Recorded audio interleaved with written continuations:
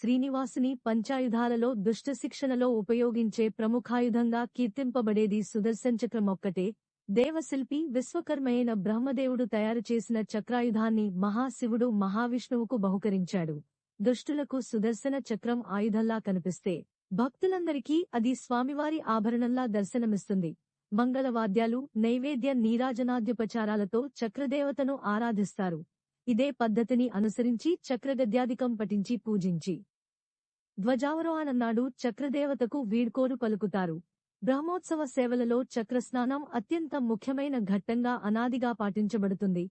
శ్రీమన్నారాయణాభేద శక్తిని తనలో ఇముడ్చుకున్న చక్రస్పర్శచే పవిత్రమైన పుణ్యజలంలో చక్రంతో పాటు స్నానం చేయడం బ్రహ్మోత్సవాలలో ఒక అద్భుత సన్నివేశం.